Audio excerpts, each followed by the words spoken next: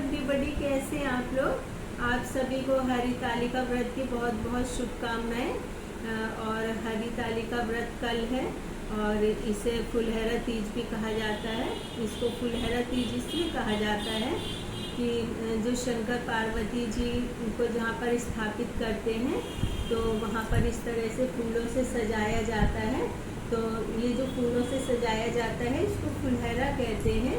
तो इसलिए हरितालिका तीज को कहीं कहीं पर फुलहरा तीज भी कहा जाता है और मेरे जबलपुर में तो इसे फुलहरा तीज ही कहते हैं।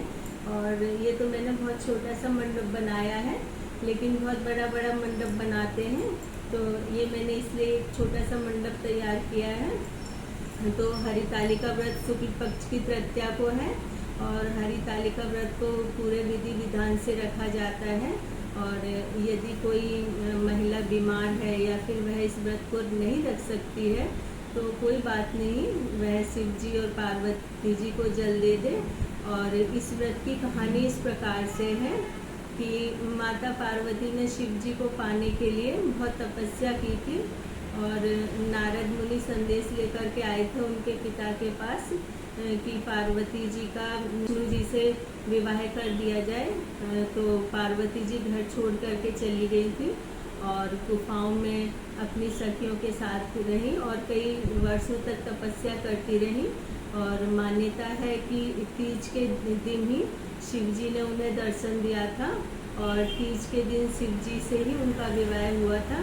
और इस व्रत को बहुत ज़्यादा विधि विधान से और पवित्रता पूर्ण रखा जाता है और इस 16 श्रृंगार किया जाता है और शंकर पार्वती जी की मूर्ति रखी जाती है। और शंकर पार्वती जी की मूर्ति वैसे तो मिट्टी से बनाई जाती है और यदि आप मिट्टी से मूर्ति ना बना सके तो आप वैसे खरीद कर भी ला सकते हैं। और गणेश जी को स्थापित करने के लिए एक सुपारी में कलावा बांध लें तो वह गणेश जी स्थापित हो जाएंगे।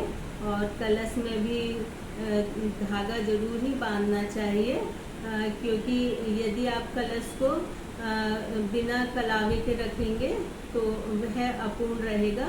और 5 तरह के आप किसी भी तरह के फल ले लें और नए वस्त्र लें और थोड़ी मिठाई और जो कुछ भी श्रद्धापूर्ण हो वो आप किसी भी आपकी या तो सास हो या फिर आप जिन्हें अपनी सास की तरह मानते हैं तो उन्हें चरण स्पर्श करके और ये जो फल फ्रूट प्रसाद वगैरह होता है ये उन्हें दान करें। और इस व्रत को रखने से पहले एक दिन पहले 10 बजे रात तक आप खाना खा लें और खाने में तोरई की सब्जी या फिर घिए की सब्जी और सिंपल रोटी, क्योंकि एकदम हल्का फुल्का और सात्विक आहार ही लिया जाता है।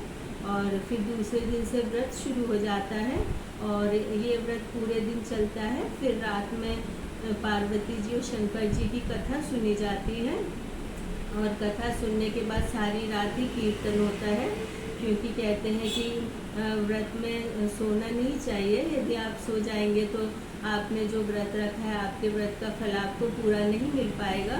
तो इसलिए रात भर कथा कीर्तन होता है और सभी महिलाएं एकत्र होकर के पूजा पाठ करती हैं। और फिर सुबह के समय 5 बजे पहले जल देती हैं महिलाएं और फिर जल देने के बाद में फिर प्रसाद का वितरण करती हैं और प्रसाद का वितरण करने के बाद में खुद व्रत को खोलती हैं। तो इस व्रत का बहुत ही ज़्यादा महत्व है। तो मैं अपनी सभी बहनों को और जो बेटियां हैं जो इस व्रत को रखती हैं तो मैं सभी को शुभकामनाएं देती हूँ। और इस व्रत को कन्याएं भी रख सकती हैं जिनका विवाह नहीं हुआ है और जो शादीशुदा महिलाएं व्रत रखती हैं। और यदि वे अपने हाथ की चूड़ी किसी अविवाहित लड़की को पहना दें जिसका विवाह नहीं हो रहा है तो उसका विवाह शीघ्र ही हो जाएगा।